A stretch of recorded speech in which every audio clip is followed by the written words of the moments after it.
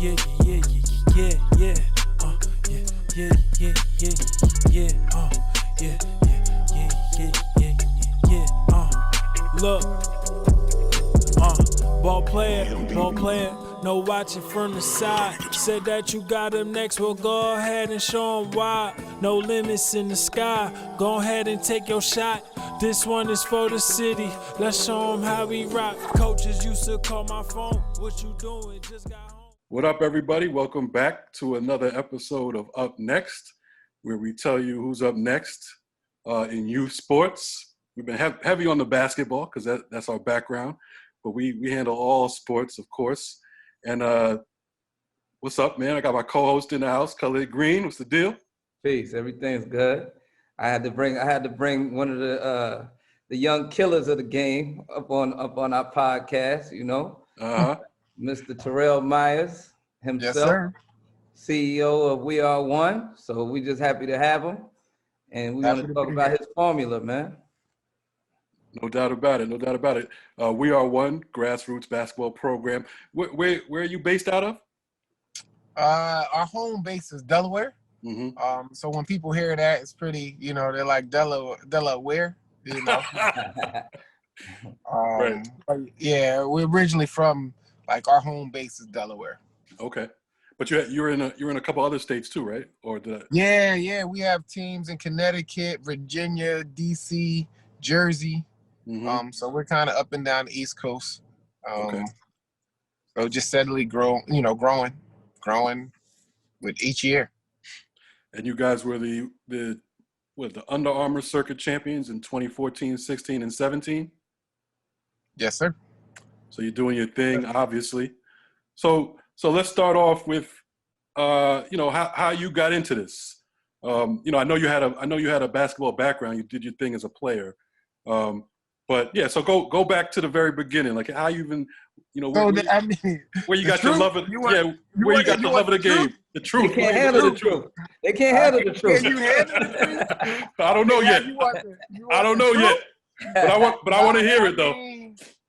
The truth, man, is just really, it just started from, if people know, your history. I'm from New Haven, Connecticut. So if you go back in the day, New Haven, Connecticut, back, you could do your homework, Sly Williams. They had the number 1 and 2 high school teams in the country in the same city. New Haven's not very big. So within a 5-mile radius, they had number 1 and 2 in the country. Wow. So I grew up in a place that before, when the Rucker was going on, but if you do your homework, New Haven was the number 1 place to play basketball in the country, at that time. So I grew up in that's what I saw. So we had Earl Kelly, who was on the front of Sports Illustrated, who grew up in my building. So the love and the competitiveness, that just started from an early age. I think I'm playing and I'm done playing. And they'll be like, oh, you think you done? Oh, let's go, ride this bike 5 miles and run these steps. Right. So it started with that. And then, I had a pretty good career in college, had a great, career in Europe. I like to tell people all the time, Goran Dragic was my backup in Europe. So really? So I played a little bit. And then I came home, and it's funny, living that life and living in Spain and England, these big, these amazing cities. And then I just got with my buddies from high school, and we like, we're going to do AAU. But we only did it. We didn't know what we were doing. Right. We only really did it so we can continue to hang out. Right. What year was that? That was probably, we've been doing it for about 12, so like 2009. Like, we just kind of put it together. I had my younger brothers been in high school. It was a way to bond with them. We were very lucky. We had a guy, I'm going to put his name out there, but we called him Big Money Bob, and he just gave us the black card. Okay. So we were just traveling. We didn't know what we were doing. We didn't know about the schedule. We just out there. And then people coming to us, y'all play over here. And we're like, where? Like, where the gym at? Right. And then what happened, did that for a year with my brothers. And then I came to Delaware. I kind of took a year off from playing. I was going to go back. I finished taking some classes at Del State. And then I went to a gym in Delaware, and I watched the kids, and I'm like, oh, whoa, these kids, they got some kids here. Still didn't really want to get involved. I trained one kid Kid AJ English that ended up going to Iona. Yep. Dad played for the Bullets. I ended up training him, and next thing you know, they was like, "Oh, let's start a team." I remember scouting him. Yeah, I started a team. Mm-hmm. Next thing you know, we got 56 teams. I don't know how we got there. 56 teams. 56. 56 teams from third grade on up. Nice. So when was it that you guys started to make a name for yourselves? The truth is, I helped out, back in the, this brand thing it evolved, the different brands, and everybody had brands. So I helped out with an EYBL team, and I took a few of my guys, we're Under Armour, we're up and coming. So I took a few of my guys to play. A real story. I took them to play, went to an event, went to another event, and I'm like, wait, my kids are better. I was like, my kids are better. My kids came to me like, yo, we better. And I'm like, yo, y'all are better. I didn't know because, the uniforms and the sneaks, I ain't know. Right. And then it was like, yo, we better. We don't want to go back. That's the year we won the Rumble in the Bronx. We came and won the Rumble in the Bronx that year when it was the Rumble. Right. And that's when I realized it didn't matter what you got on your feet. Like, the cream of the crop is going to be the cream of the crop. Absolutely. But in high school basketball, if you can coach and your kids buy in, all I need is one of y'all. I don't need all of y'all. And then we developed a formula. My formula was, look, I need 2 dogs, 6 other good players, and 2 that's happy to be there. That's the formula. That's a good formula. And that was our formula. In Delaware, we have really good players, but the kids in Delaware, to be honest, they're not alpha dogs. They're just talented, but they're okay, and that's why it works, and that's why we're called We Are One. I didn't want kids from one place. I didn't want you on the team and my aunt beefing with your uncle from high school, and I didn't want that. I wanted kids so when they go to college, they have that same experience. Kids from different places, with different mindsets, with different backgrounds, and you learn to work together because that's what you're going to need to go when you go on to the next level. Absolutely. So it's intentional, right? And that was the formula. And next thing you know, you get the kids from Delaware that are talented, that don't mind kids coming from out of state, that are usually the more aggressive alpha dogs, and they have a good mix. And that's been our formula. Nice. So what they won 3? Would you win 2000? We won 3. They actually don't put the one up there before that when it was in Milwaukee. We won the 16s in that too. So we had a good run of winning. And the formula, to be honest, man, we just try to, and it sounds corny, we try to recruit good families. You know what I mean? Good families with a good foundation. And it sounds, we're not really successful with the guys. Like, where your mom, dad, uncle, aunt. I can't, anything else, then you're not for us. Right. Go into that a little more. What do you mean by that, really? You know what I'm saying? You recruit good families. So what does that mean? We recruit families that they lay the foundation for their kid. Doesn't mean what type of financial background you come from, but there will be some rules and some consequences that you need to follow. Now, you can be a C student, that's fine, but if you don't hand in your work, what's the consequence, parents? Are you still going to let them play? Right. So we just try to get kids that have a good foundation with people that are going to hold them accountable. If you're supposed to go to church on Sunday and you've been going to church on Sunday since you can remember, then that's what it is. This AAU game becomes second. Like, let's not change that. Let's not change that to win this game. So for me, that's extremely important because those are the kids in the long run that are going to be successful. One of our claims to fame, for the most part, once we got it going, one of the first kids that like I just told you guys, one of the kids that I started training his name was Corey Crawford. He was Delaware Player of the Year, ended up being a D2 player. Corey just bought a house in my neighborhood. Wow. That's what I'm talking about. Yeah, that's winning. Like, that's winning right what there. I'm talking about. Like, yeah, we got guys that playing overseas and NBA. He bought coach, I'm building a house in your neighborhood. Nice. Me and my wife. Right. That's what I'm talking about. But Corey's mom and dad was always there, and they always made sure he followed through. Right. And that's what I mean by good families, having good people around you. Right. Did you have any? Did you always have that philosophy, or was that something that you had to learn, or you had a couple bad apples that made you switch it up, or was always your philosophy? It was the philosophy from day one. I mean, just growing up and watching the different guys that you play with, and seeing how their foundations were set. So at an early age, I just had that wherewithal to see, like, the people that kind of, whatever success is to you, but the people that made it and the people that didn't. And it could be whatever. Like, you don't have to be a pro. Like, you can just probably play college or high school, but if you had a foundation, maybe you have a stable job, now you're the manager, now you're providing for your family, and you're staying out of trouble. Like, so I've always saw that. And not saying that we didn't take kids that didn't. Absolutely. We gave every kid an opportunity. Right. Most times it didn't work. Right. And I mean, we tried. I mean, from kids, kids that were homeless, where we try to find them housing. We definitely, when we say we're one, it's not just a name. Like, we believe it, and we always try to do right by people.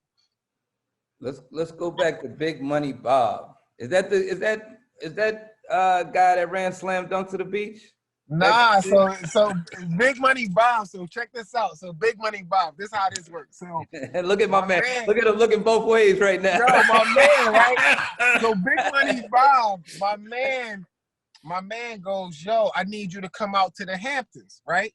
So I come out to the Hamptons. It was a tournament out there. So Red Autry, Chris Mullen. Shout out to Red.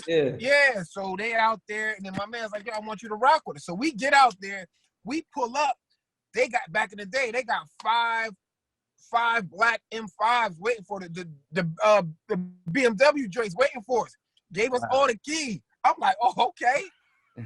This different. So we pull up. We got our own crib. We don't even see them. Like, that's how big the crib is. I'm like, yo, what is this? Right. Then we go to a party. They got it was PM Dawn was there. They had Bismarck. They had like ice sculptures. It was Tommy Hilfiger was in the joint. Was in Tommy Hilfiger crib.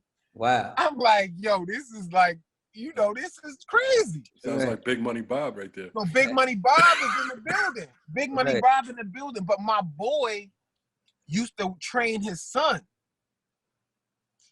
Just, train his son. And then he was like, yo, I like what you do. We didn't know that he had this type of bread. Right. So he was like, yo, I just want your son. My son ain't even got to play. He could be the manager, but y'all such good people. You know what I mean? I just want him to travel with y'all and see what it is. Right. That first trip, I took 14 family members to Vegas. Wow. To Vegas? To the 548, 14. Mom, aunt, uncle, everybody was on the trip. Oh yeah, they were locked in after that. Yeah. We didn't know any better though. We really didn't know any better, and he would just gave us a budget and was like, "Yo, spend this." That was enough. To be honest, if you look at it now, that was enough for about 4 AAU teams. Nice. So that's how we got started, and they still have a good relationship. I speak to him, but him and my good friend, they still talk. And he's really good friends with the son and everything. So Big Money Bob, we call him Big Money. He came through. No doubt. I mean, here in Brooklyn, I have a Mel the Hustler, but he's not giving it up like that, man. No, he gave it up, man. I mean, at the end of the day, at real talk, at the end of the day, not to count his money, but at the end of the day, it's a tax write-off. No question. No question. At the end of the day. No question. So talk about the guys that you have in your program now, man. Who should we be looking at? I know you gave us some names last night in college. Talk about those guys and even tap into. I heard about this young boy you have, Trayvon. Is Trayvon Duvall's brother play with y'all? Or? Ja Duval. The plan was for him to play with us this year. Okay. But you know how that goes. Everyone's fighting for them. Right. To be honest, what we've done, because what we try to do is we try to be forward thinkers. Mm-hmm. So with COVID and what does that look like, and kids the extra year and all these kids reclass, and it's going to be everybody in the middle fighting for all these players, and these players are going to be fighting for spots. So what we've done intentionally is, honestly, I've gone down to the 7th to 8th grade. Mm-hmm. I've gone and we got some 6th, 9th, 7th grade. We went down. I don't revamp for when we clean up all this mess. The farm system.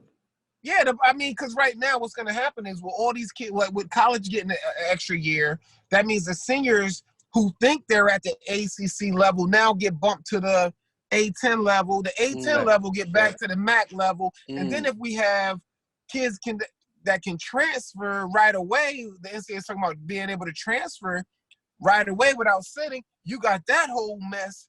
Right. So what I've done is there's going to be so many kids next summer that we're not even fighting that battle, more trying to get our younger guys ready. To be honest, we're trying to get our younger guys ready for the world and everything that's happening, especially with all these issues after George Floyd, Breonna Taylor. So at that younger age, we can educate you. Excellent. You're more willing to listen to me about life and teach you the real history and your real value at that age. Right. So I've honestly focused on trying to move the needle with these young kids' lives and making sure they're educated to go out there and fend for themselves. Absolutely. How do you do that? How do you look at the education piece of it? Do you have programs? Is it really just bonding with the kids? How do you look at it? We spend a lot of bonding time, but we also send out a lot of information, but correct information to the parents, to the kids. When we go places, oftentimes we don't just go play basketball. We'll go sit down and talk about where we are. How did this place get like that? What's redlining? How did you hit here? Why don't you have school books? Let's talk about this stuff. What do you know about your local legislation? Why do you only know about the president? And we educate them, and we have them just look. Why between this fence right here, they got books on this side of the fence. You don't have books. Why is that? And we try to just educate them on that and empowering themselves and just asking them questions. So we spend a lot of time, and I'm fortunate enough to work at a boarding school as well. So I have more resources than most at a pretty prestigious boarding school. So I have more resources than most where I can get a lot of this information and I can have somebody speak to the kids. So we're in the process of developing a curriculum for our kids, our younger kids. And it's nothing heavy.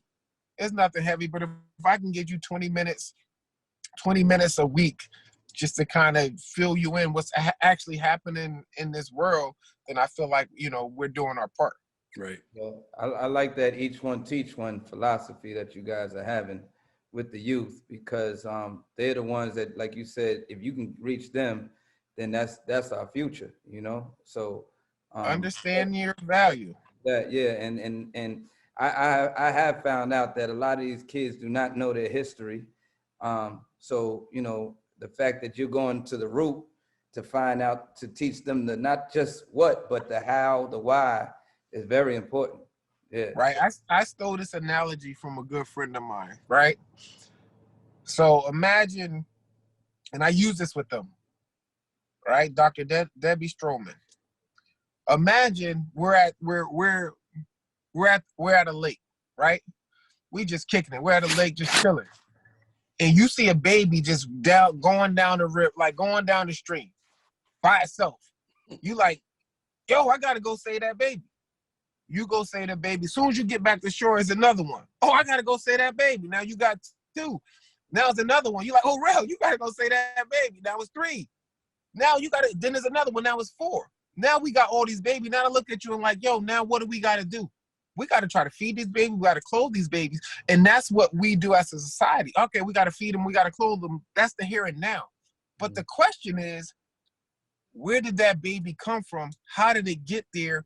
What's the root of these babies coming down this river? Right. And that's what I try to get the young kids to understand. What's the root? How did you end up here? Why is it a highway in the middle of your neighborhood? Right. Why? And not just pick up this ball because I want to, try to create future leaders. And I've always been a kid that's been woke, like always, So I just try to do that. And I use basketball as a vehicle to bring these kids in. And a lot of people, you hear a lot of times with this AAU stuff, talking about pros. Oh, how many pros you got? Mm-hmm. That's the problem. Yeah. Well, that's the problem. Yeah, I mean, the philosophy, you said at the beginning, you want 2 dogs, and you kind of fill it in from there. So I'm, I assume with your players, you got, you're not just talking, you got guys who are going to go D1, of course, but then you got the D2, D3. How do you deal with each group differently or each kid differently? My claim to fame right now through all this coaching, I got 5 kids in medical school. Wow. I got 5. That's real. And they told me, Coach Rell, my money don't stop. That basketball money stopped. Right. It was like, yo, my money don't stop. Right. So for me and for our program, what we do, and I swear it's old school, and I wish we just tell you the truth. I'm gonna tell you straight up, look, you come over to, you come and try for us. This is what I got for you. I got about 12 minutes.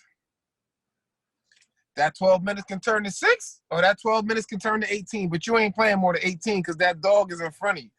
Right. If you want these 18 minutes, they're going to be the best 18 minutes of your life because they're going to be real.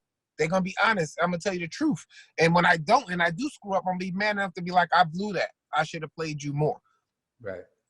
So we just try to tell parents the truth. And nowadays, to be honest, man, the truth does not work. It doesn't work. I can come in and this is a problem. We can talk for days. Like, we have a lot of these coaches, these black coaches, right? College coaches.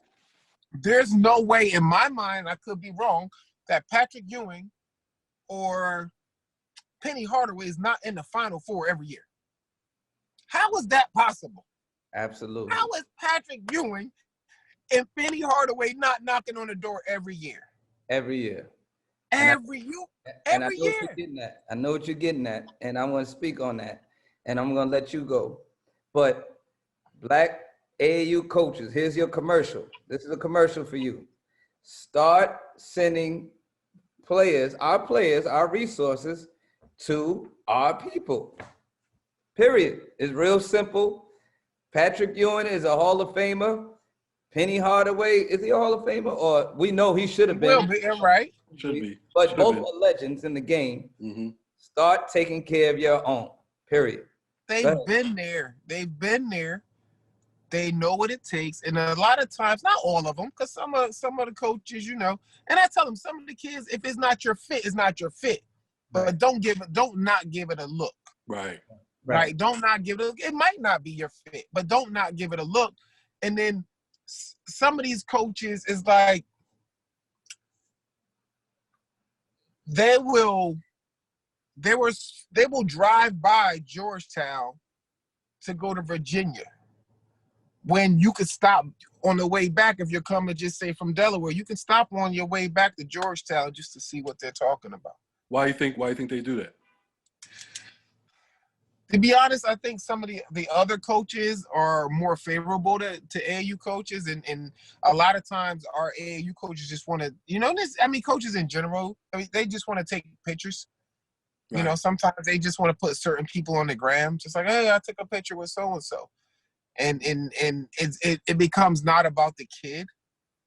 And I think it really has to be about the kid. And what happens is a trickle down effect is, all right, back in the day we had John Chaney, right? You had Nolan Richardson, you had Big John, you had these guys that were powerful. They stood for something, and you knew that they were going to take care of you. Right. And what happens is when you get these black coaches, and they have some black assistants, you get Penny Hardaway or Big Pat to the Final Four. What happens is their assistant coaches get that next job. True. And then if they win again, then their assistant coaches get that next job. Then you have more black coaches on the benches. So you have more black coaches to help. But the NCAA, this whole system is just need to be revamped. It need to be revamped. You have these kids, they come on to college, they come on campus, but there's nothing in place for them outside of basketball. Right. Where are the internships? Where are the jobs when they're done? They don't have that. So what happens is you see, I'm pretty sure you've seen it. All those kids that you looked up to that were top 5, top 10, they back home in the neighborhood trying to figure it out. And it's not their fault. Right. It's not their fault. Right. No structure in place. So the AAU coaches, they have that power. You're saying you have that power to not, obviously, like you said, you're not going to force somebody to go to a school, but you're saying AAU coaches right now really have the power to make those kind of changes? AAU coaches have the power. AAU coaches have the power, and high school coaches have the power to change how this whole game is played. Yep. If they decided to unify and understand what we're playing for, what's at stake. We can decide what league is the best. We can decide. You give me the top 5 AAU kids right now, and I'm sure they got a coach that's probably, brown, black, like that can make a difference. You take those 5 kids and you put them at Howard University. Guess what? Howard's the powerhouse. ESPN comes in. Yep, Nike comes in. Yep. It's not the school. It's the kid. Right. It's the kids. We have the power to decide. Even with this new thing with the name, image, and likeness. Like, okay, now they're telling kids that they can get paid, right? They're going to pass this so-called law. Right. Man, they keep spinning our wheels, man. When we don't sit there, we're so worried about having the next pro. Mm-hmm. How about them other? I know some guys that we're really good friends, and I was asking, how long you been doing AAU? Oh, I've been doing about 15, 20 years. I'm like, yeah. How many pros you got? None. So what are you talking about? You don't have none. It ain't that easy. Like, you have none, and that's fine. Right, so right. Why don't you concentrate on something else? Like the name, image, and likeness. So now they got Congress and the Senate trying to get involved in basketball, football, and they don't know. They don't have a clue what's going on. They think it should be the same way. You get your scholarship, that's what's up. Now they're saying, okay, if I do have a name, image, and likeness, I have a third party that I have to go to decide where I get my money from. And when I get my money, you're telling me the money I get, I have to spend it back at the school? Right. What job you get and they tell you where to spend your money? Right. And then not even that. Like, the name, image, likeness, they're talking about once you get to school, you can start. What about the kids now? Like, Mikey Williams, 2.5 million followers on Instagram. He could do something right now, but I guarantee you, even with all this name, image, likeness stuff, they're gonna clamp down on that still. They're gonna say you can't even use the name, image, likeness here because you used it before, and now you're not eligible. Right. You know what I'm saying? Right, like Gary Charles talked to me and said the same thing happened with OJ Mayo. Like, he thought he was, before they changed the rule, think about this. Before they changed the rule, a kid like OJ Mayo thought he was going right to the league. So he was taking this and taking that. He's like, oh, I ain't going to college anyway. Now he gets a senior. The rule changes. Now you can't play because you took money or took whatever when that wasn't the plan.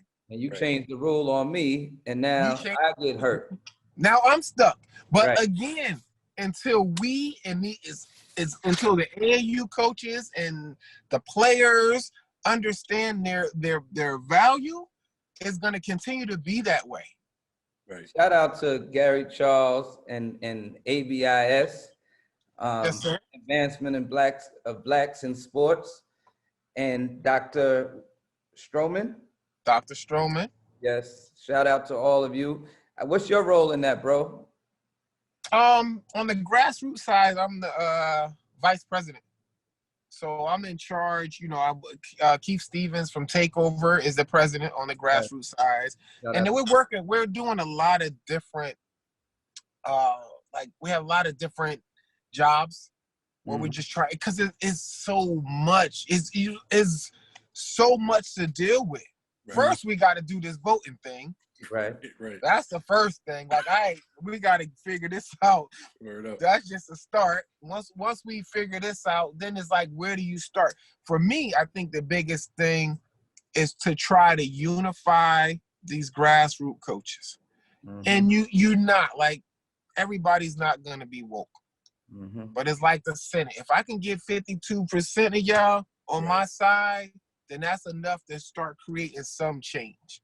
And if I get the power, we say that we'll call it the power five. If I can get the big dogs to understand their value and that we're playing a long game of, you know what I mean, of chess, not checkers, then I think it's worth it. But this has always been my passion. I see our value. I know what we could do if everyone understood the value of these players.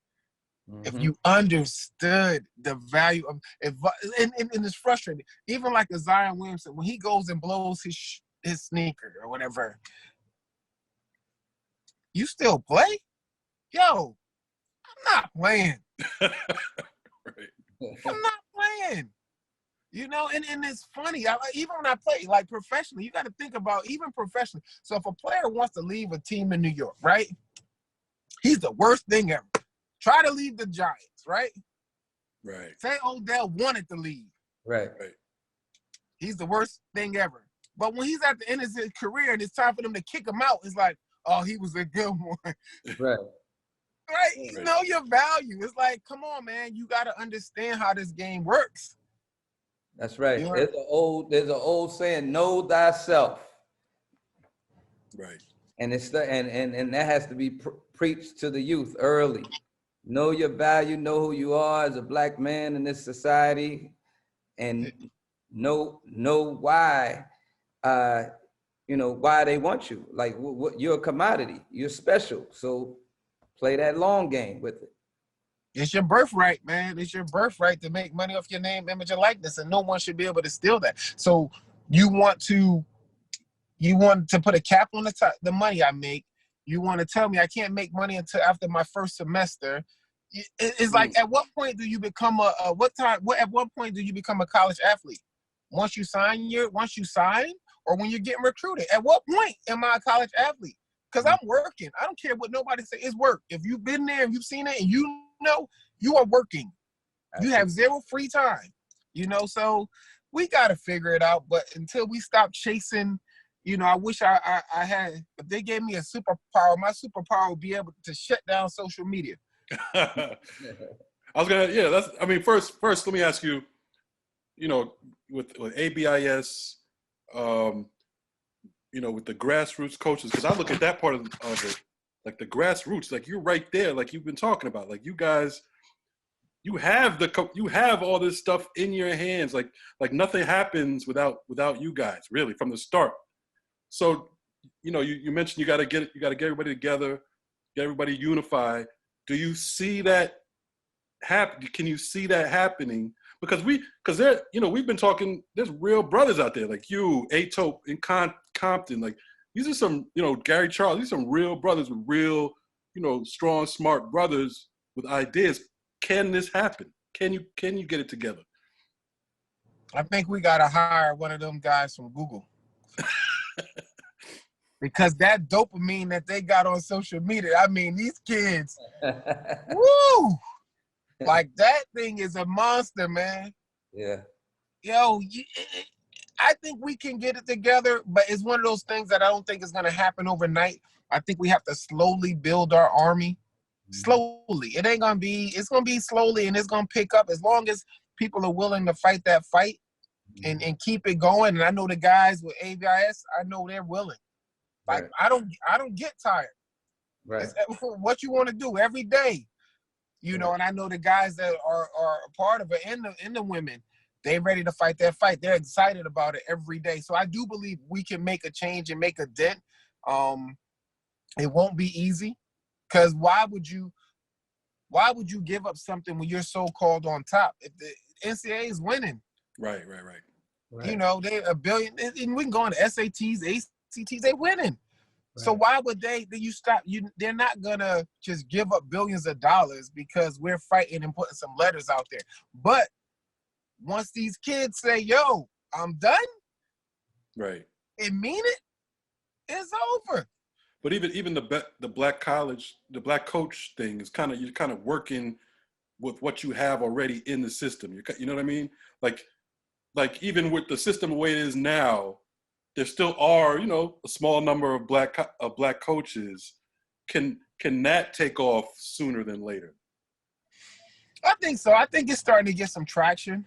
But again, it's really hard where, you know, I did a social experiment where I reached out to a few parents and I said, if a coach offers you your son a job, right, after 4 years of college making $100,000, right, this is gonna blow your mind, right? Would you go to that school? 90% of them said no. They said no because I don't believe that coach believes in my son. Because they don't believe in their minds that the coach believes that their kid can be a pro. 9 times out of 10, black coaches, that's their line. That's their spiel to young black men. You're gonna graduate. You're gonna get a good job. You're gonna be a good father. You're gonna have a good family. We're gonna make sure when you're done, you hopefully, you know, you're making 6 figures in the field that you choose. Right? Right. I don't want that. Where some of the other guys are like, I've seen it. I've been in some meetings, and some of them been like, "Yo, you really like basketball, right?" My kid's like, "Yeah." It's like, well, you know, you might be here for 1 year, you might be here for 2. Don't worry about school. You'll probably be a pro, and that's it. We'll make sure that someone just takes care of the academic stuff, and you probably won't be here very long. I'm like, right. So one is more of a transactional approach, a transactional relationship, and one is a black father saying that, listen, I'm in this for you for the marathon, for the long haul. Like, it's a different approach, and it's a whole different approach. Right. So the black coaches get hurt because they care, but they keeping it real, and the other coaches are winning because they can sell you any kind of dream. And that's why they drive by you. That's why. Because the other ones are, you know, most of the coaches, they selling you a pipe dream, and then what happens is when it's done, you're back in your neighborhood, and those coaches know they're not there for you anymore. And then you end up back with the grassroots guys where it started. Stop. Student athletes, stop by Howard, DC. And by the way, the chicken and mumbo sauce in DC is unbelievable. No doubt. No doubt. You have to stop by. It's a young man, I'm forgetting his name, but he just committed to Howard, the kid from Cali. I want to say he's the top.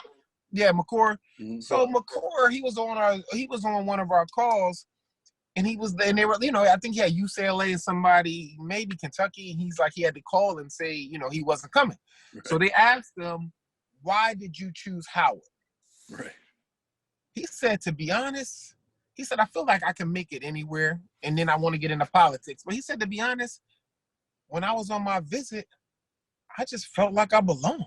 I didn't feel like a recruit. I didn't have to talk a certain way. I didn't have to walk a certain way. He said, I could just be myself.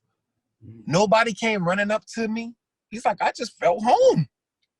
He's like, I just felt home. He's like, I didn't even get into the basketball.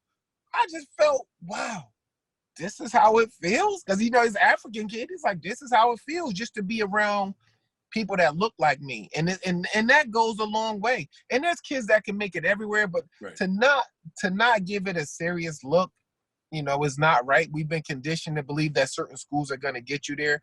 There's a lot of kids that don't get there.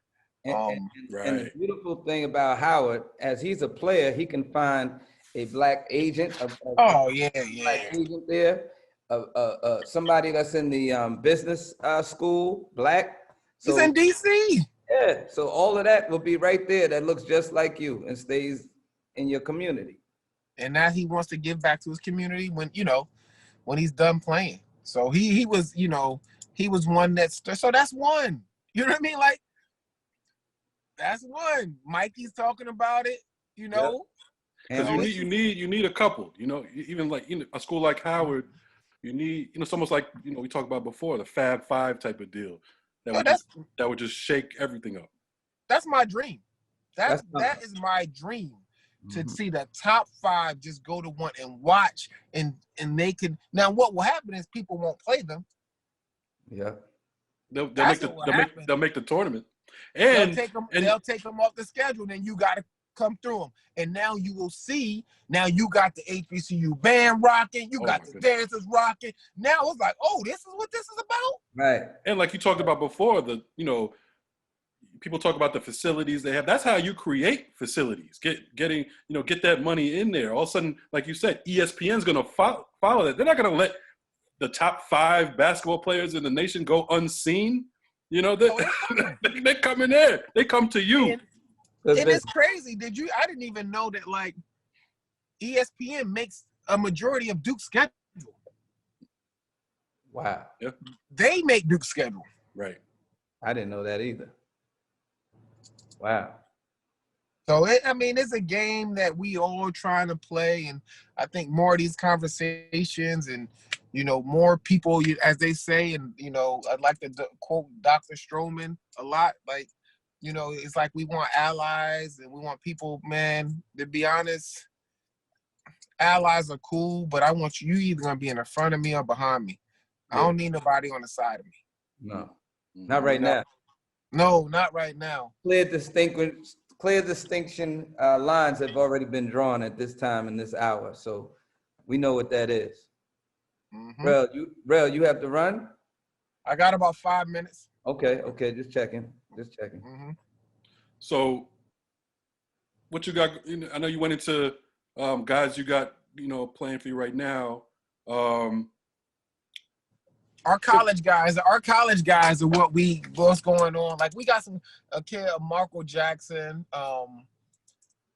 It's probably one of our better young guys that I feel like has a really good chance. Also, really smart student. What year is he? He's a sophomore. Okay. He's a sophomore at Academy New Church in PA. And a nice little unit with that.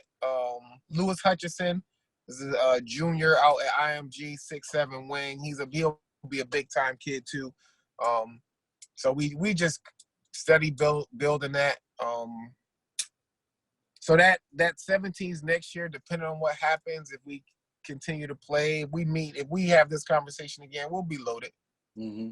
Nice. We'll be loaded. We'll be right back where we were, because at the end of the day, people want to know the truth. Right. After they've been thrown, a few book bags and a few pair of sneakers. Like I tell the people all the time, them sneakers are gonna run out. Mm-hmm. Your sneakers are gonna run out, and then like anything else, just like a tire. Your tread run out, you're gonna be left on the side of the road. That's the same thing with them free sneakers. Like you can't play for no sneakers in no bag. Right. So we'll be right there, man, and we continue to enjoy recruiting these kids and fighting for these kids. And a lot of times people are like, "Real, what's up with the EYBL? Why you jump there? I don't jump there." And I like it. I mean, I'm a basketball guy. I don't care EYBL, Adidas. It's all basketball, but you have to be with the brand that identifies with you for the most part. Under Armour is who I am. Mm-hmm. Gritty, hardworking, underachiever, work for mine. I don't want you give me an EYBL deal, then I don't gotta get out the bed. I don't gotta get out the bed. Right. Yeah, because we already do everything else. So That ain't no fun. I'm sure with your level of success with on the arm, I'm sure they've come knocking at your door, Nike. I've had some conversations. Right. But I really wanted to get back to what it was, grassroots. Right. Forget all this other stuff, and you know, we can get these kids because we honestly losing these babies with the social media thing, man. We're really losing them and so you think social media is a big problem? Oh my God, social media is the devil, man. Like you can't, because now what happens is you got these fake offers and edits, like, yo, edit of me going to Michigan. Oh, but I'm not going. What does that mean? not committed. It's like, yo, I don't get it. And then you got a lot of favors because, again, a lot of I'll say, you know, a lot of black coaches don't give out like fake offers. Mm-hmm. It doesn't usually happen, right? So what happens is you get these kids that are not as talented, but they have good relationships through the AAU program or parent, whatever it may be. And then you have a kid that's not as talented. So your ninth man is getting an offer from Iowa State, but your starting point guard got an offer from Wagner. Mm. It's hard to have that conversation with a parent with, yo, he got Iowa State, but it's hard to say to the parent, you know that's not real. Right. So now it starts this snowball effect of calling all these fake offers. So nobody has anything that's real because everything's fake. Break that down a little bit because, yeah, what do you mean it's not real? Because when I see them all the time too, social media, so-and-so got offered, so-and-so got offered. So that's not real. It's not real because there's no way to validate that offer. Like, there's no way to validate. So if a coach, a lot of times these coaches and these kids, because they want to edit with all the logos. So a lot of times what the kids do, if they get a call from the school, they'll put offer as an offer. Mm. Right. Or a letter. Right. Or a letter is no more. So there's no way to legitimize that offer where the NCAA should be like, yo, you get a written letter from that school that we have offered you a scholarship. That makes it more legit. And even then, they could take it back. Like even what is the offer anyway? They could take it back tomorrow. Right. You know how many coaches I'd call and be like, "Yo, did you offer so and so?" They be like, "I don't know. I think." They'd be like, "Yo, Rel, we just offer everybody. Like I think we gave out 25 of them today." That's a recruiting tool, basically. Yeah, it's just because if one team in your league offers. Right. Then you got to offer. Because especially if it's local. Like, so if you were from New York and, I don't know, Big East, what's the team? St. John's. You got St. John's, but what's the one way out of Omaha? Creighton. And so if Creighton offer you, but St. John's they offer you. Now St. John's got to offer you, but they don't know that Creighton really didn't offer you. Now you got to, it's like. So it's a real smoke and mirror game going on. It's smoke and mirror, and then you got to edit. Now it seems real because now you got kids on your team like, yo, how he get an offer? He ain't that good, but he put an edit on the gram, and it's like, wait, but it ain't real. Like, but all right, I'm gonna call him and get you one too. Right. It's crazy. It's crazy, man. It's crazy. And all I do is tell the kids, and the parents get mad with me. I tell kids, listen, you don't have to play here. You leaving us will not affect my life. Right. But I'm going to tell you the truth. All I tell them, they talk, edits, offers. All I do is say, any of my parents, yo, chase the work. Mm-hmm. That's all I want you chasing. Chase the work. Stay in the gym. Work on your craft. Because when those lights come on, the cream is going to rise. Right. Always. You think that you can't hide when them lights come on. Always. When the popcorn pops, you better be ready. Yo, I had a kid call me, a parent called me one time. I told her son the same thing about 10 years ago. God bless her. So Lisa Mann, her son Jared Mann played top 50, smart kid, went to Stanford. She was so worried about the ranking. I said, yo, he need to learn how to shoot. Like, yeah, he not learn to shoot. She called me crying one night. She said, Terrell, I'm watching my son against Kentucky. He can't make a free throw. She was like, yo, he on the line. She's like, yo, he can't shoot. I said, yo, but he top 50. That's what you wanted. He's top 50. Right. Right. You know what I mean? I'm like, I'm not gonna lie to you. Like, and I try, and I my kids, I get in trouble because I never really tell my kids on what level I played. Like, to be honest, my ex-agent, who I'm really good friends with, called me one day and said, Terrell, do you realize you were voted the best player to ever play in the country of England? Ever. And then I tell him and I joke, and I'm like, yo, you look at my stats, like, I shot 61% from the three in Europe. 61 Whoa. Off the dribble. Like, so I'm not gonna lie to you about how this thing is done. Right. Like, you gotta chase the work. You gotta be able to perform when them lights on. And now the new thing is, do you want a blue check or do you want a real check?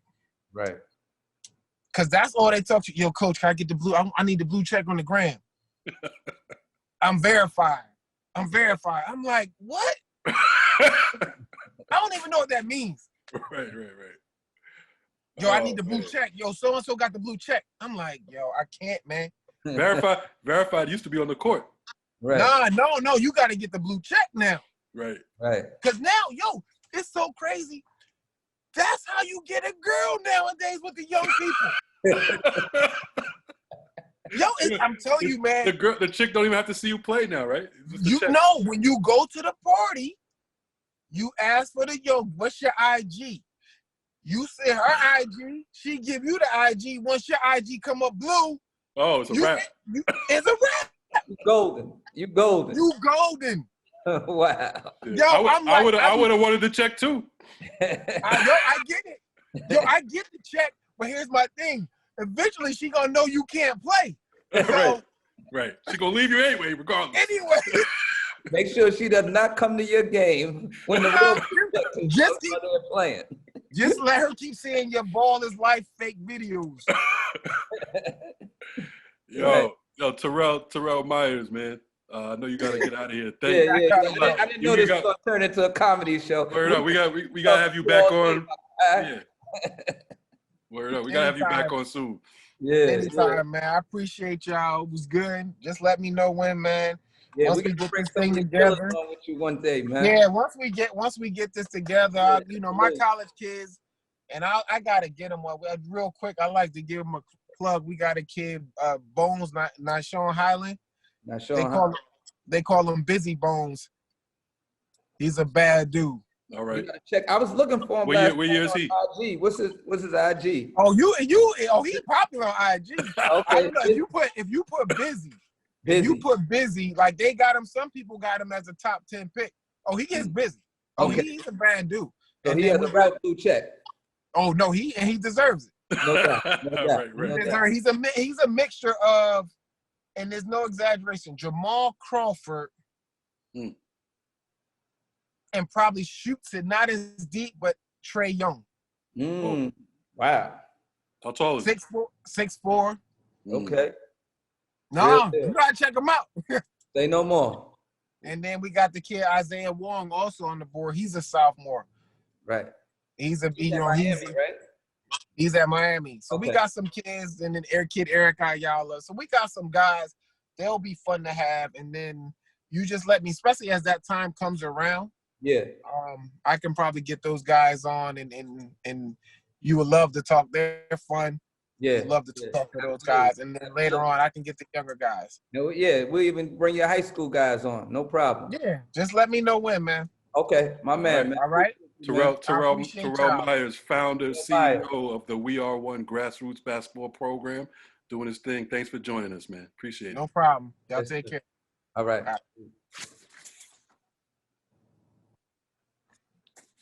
There you have it. I tell you, it never fails with the AAU guys, baby.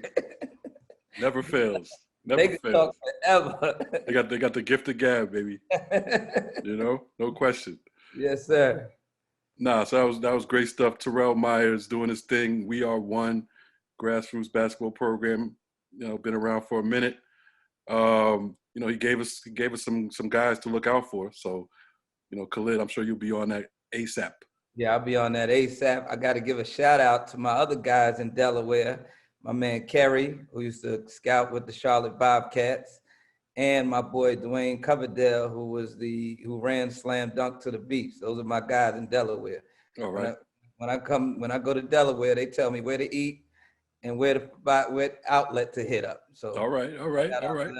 Yeah, I gotta check out Delaware one day. I only drive through Delaware. I don't think I've ever been in there. Yeah, absolutely. But hope you enjoyed this podcast. Definitely keep listening.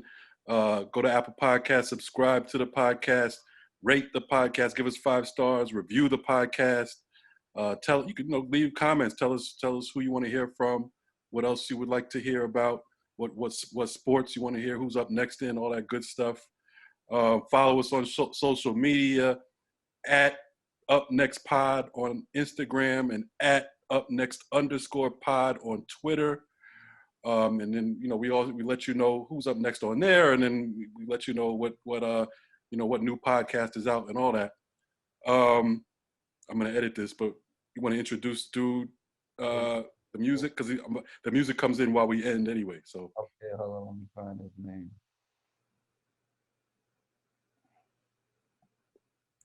I'm glad you said something. Too.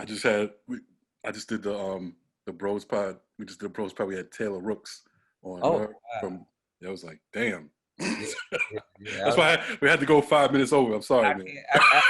I can't bring her up on this one, bro. Wifey's looking at this one. I hear you. That's a killer right there. Crazy. Yep. Even Bill was wilding out. I know.